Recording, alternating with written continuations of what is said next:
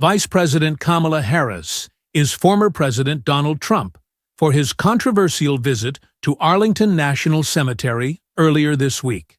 Harris releasing a statement earlier today saying in part, Trump, quote, disrespected sacred ground, all for the sake of a political. And that, quote, it is my belief that someone who cannot meet this simple sacred duty should never again stand behind the seal, the President of the United States of America. This was the first time Vice President has directly addressed this particular controversy. Alex, what's your reaction to her stat? What do you make of the "it took a little bit for this read to come out"? Well, the Vice President wants to keep this issue alive because it is obscuring what should have been a political slam dunk for Donald. The fact is that there were 13 the families of the soldiers that were killed at Abu Ghraib 3 years ago. Many of those families have now endorsed Donald Trump. One of the most affecting images, the RNC in July. Why were those families endorsing Donald Trump? All those families were there. Arlington Cemetery earlier this. Many of them have endorsed Donald. And the thing is that this should have been the way the message going into the week. Instead, because they wanted a social med to spread on TikTok and Instagram. Now, this is the discussion, where because they had an altercation with the staff at Arlington by going beyond the original PLA, where you're seeing right now to the gravestones. Tom Nichols joins us now. He's a staff writer for the Atlaw. Tom, great to have you here with us on a Saturday night. This was the first time the Vice President really addressed this controversy. What do you think about her stat? And more broadly about this whole episode? Well, I think she's right. And, you know, Donald Trump has no sense of propriety. He has not even disrespect for veterans and the fallen son and the fallen, but a real contempt for them. And he's made that clear many times. This is the guy who stood there, Kelly, in 2017, in front of the G.R. Kelly's son, and looked around at this very sacred place and say, I don't get it. What was in it for them? He has referred to the fallen from our armed forces as losers and suckers. So this is just one more event in Donald Trump's long and reprehensible L of really ghastly events and just really unacceptable bay when it comes to America's veteran, and particularly to our wounded warriors and our fallen soldiers. And I want to talk more too, AB President Harris and what she's been doing with H campaign this week. She sat down with CNN's Dana Bass for her first interview since becoming the Democratic nominee for president. And she was asked about some of her previous policy positions, which there have been a lot of questions about, and I want to play some clips of what she said, and then we can talk about it. In 2019, I believe, in a town, you said you were asked, would you commit to implementing a federal ban on fracking in your first day in office?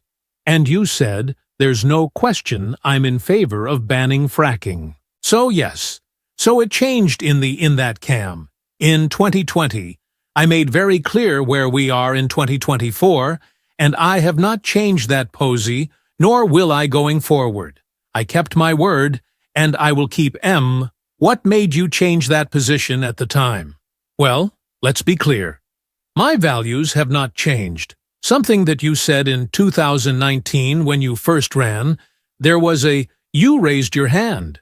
When asked whether or not the border should be decriminalized, do you still believe that? I believe there should be consequences.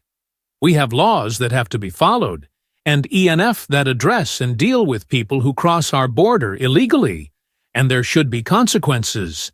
Dan, I think the most and most significant aspect of my policy perspective and decisions is my values have not changed.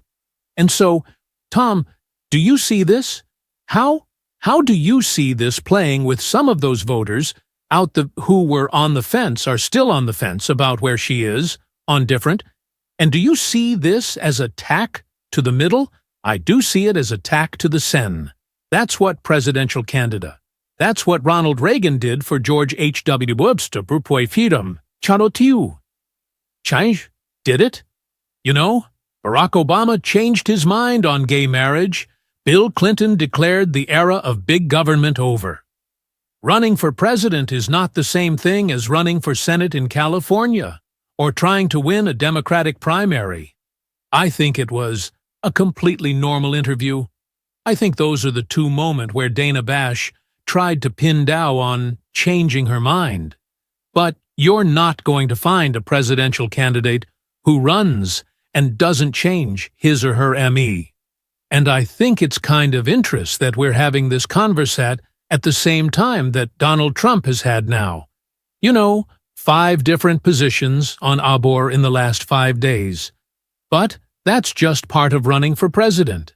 And I think the rest of the interview was, pretty standard interview for a presidential candidate.